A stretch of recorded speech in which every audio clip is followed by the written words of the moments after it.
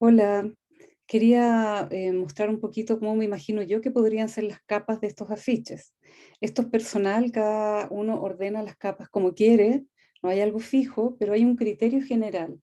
Primero el fondo, después la figura, la tipografía se separan como por criterios. Entonces, por ejemplo, acá el fondo podría ser todo en este afiche un gran fondo azul. Esa podría ser la primera capa, por ejemplo, plano, todo el fondo azul.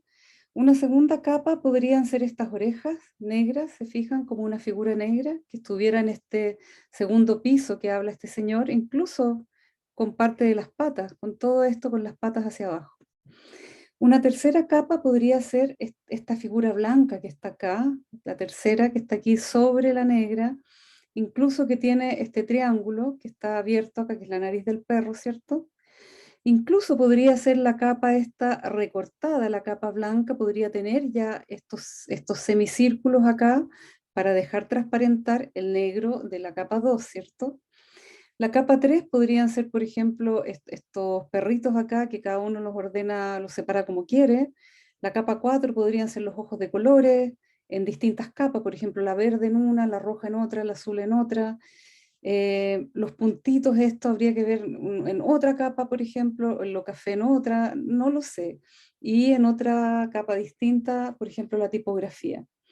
En este afiche de acá podría, el fondo, por ejemplo, el fondo es una gran capa que puede estar unido, ahí lo van a ver ustedes, pero como van a trabajar primero en papel diamante, no se preocupe, cuando lo pasemos a InDesign lo vamos a separar por grupos de capas. Por ahora, por el momento, es como entender el criterio con que está hecho el afiche. Una gran capa del fondo, por ejemplo, el azul con estos círculos, podría ser una capa. Otra capa podría ser el caballo, este en negro, por ejemplo.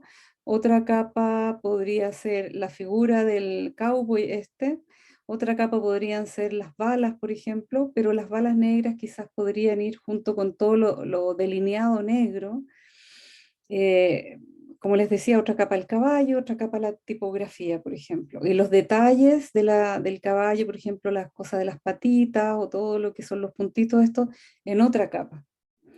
En el payaso lo mismo, una capa de fondo podría ser el color medio morado rojizo que hay al fondo, otra capa podrían ser los circulitos, otra capa podría ser toda esta cara blanca, por ejemplo, y otra capa podría ser este gorro con este pelo, todo junto, quizás parece que tienen un leve color distinto.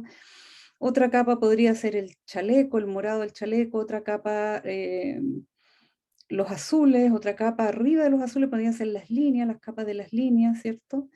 Y acá distintas capas para cada uno de los elementos, los ojos quizás una capa, la nariz otra capa, los detalles de la boca otra capa, la florcita esta otra capa, la letra otra capa. Lo mismo con este afiche de acá, por ejemplo, podría ser una capa completa, bueno, el fondo es un blanco, ¿cierto? Una capa completa podría ser el verde claro del tigre o del leopardo continuo acá. La segunda capa podrían ser todas las manchitas más verdes oscuras. La tercera capa podría ser el rojo del ojo. O la tercera, los dientes negros, las garras y la parte negra del ojo y una cuarta capa el ojo, por ejemplo. Y ahí tendríamos ya todas las capas del tigre. Después nos iríamos no sé cómo se llaman estos pájaros, y veríamos cómo podríamos separarlos por capa. La capa más grande podría ser la del rojo del fondo, ¿cierto? Los azules en otra capa, y así vamos, como de capas más grandes, más generales, a capas más detalladas. Y lo que sería quizás una capa distinta serían este borde que lleva acá negro, rojo y la tipografía. ¿Ya? Ese es más o menos el criterio de cómo se separan las capas, pero como les dije, es cosa de cada uno. Lo que no pueden hacer es separar por colores. Por ejemplo, decir todos los colores rojos en una capa, todos los azules en una capa. ¿Por qué?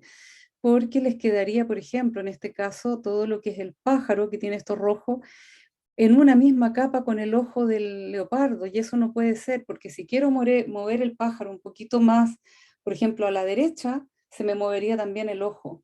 Y como son figuras distintas, ahí se me complica. Entonces, es más bien por fondo, figura y dentro de la figura las partes más grandes y después los detalles de cada una de las figuras, las tipografías aparte. ¿Ya?